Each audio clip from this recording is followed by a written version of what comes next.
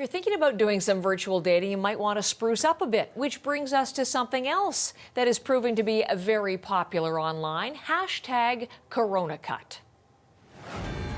Here we go. Since it's Friday, and we're just brightening things up a little bit today, you've been sending us photos and videos of your DIY haircut attempts. Reg, this is his daughter Hannah from Kelowna, BC. Now, Reg gets a trim every 2 weeks. Hannah has had to help Dad out, and the stakes are high because apparently Reg is very fussy with his hair. How did she do? Hey, here's the after product. Woo-hoo! Woo-hoo! There you go. Happy with it. He's good for another 2 weeks. Hashtag Coronacuts. That is trending on social media these days.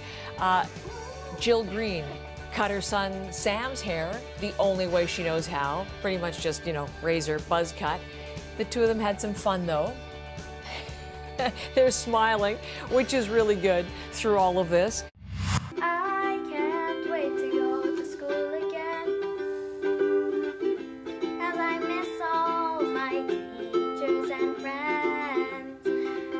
People would buy tickets to see her. She's super good. Zayanya. She's in grade 3 in Moncton, New Brunswick, and she's been out of class for weeks, of course, as kids have been right across the country.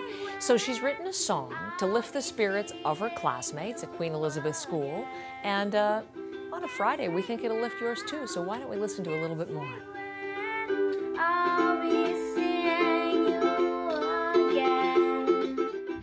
Really nice message, it said, from the Raptors family to the families of healthcare workers. That's Fred Van Vliet right there. One of the Raptors, who along with their kids, have gone on Instagram to say thanks to frontline workers. That's his daughter, and there's their message. Thank you, paramedics from the Van Vliet family. Mark Gasol, with his kids, putting the finishing touches on the message, thank you to all the medical teams. Yes, he's obviously been listening into our last interview. Clean shaven, mustache in isolation, getting lots of comments for that online as well.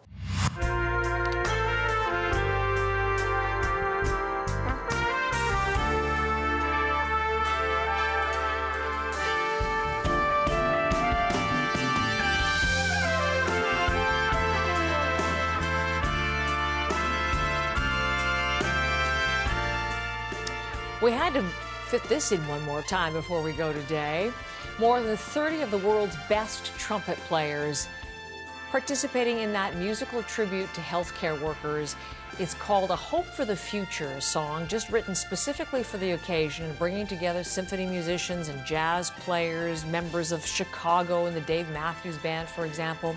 The man who's behind this is a Canadian, Jens Lindemann, trumpet soloist, Order of Canada recipient, UCLA professor. He was our guest earlier this morning.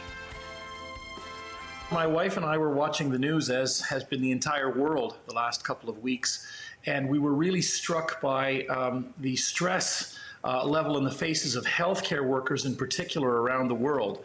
A good colleague of mine, Ryan Anthony, who's now principal trumpet of the Dallas Symphony, and a former colleague of mine in the Canadian Brass, had started an organization called Cancer Blows, which brings together trumpet players from around the world to support that particular cause.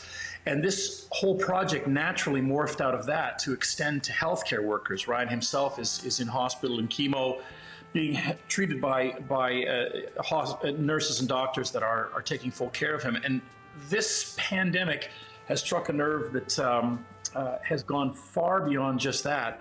And this seemed like a logical extension. It has occurred to me that the trumpet is one of those instruments that is used often both in a poignant setting as well as triumphal settings in society. And the nature of the piece itself was designed so that it would be a recognition of the fact that we as a society, a global society, are all in this together. And it was intended entirely to give hope.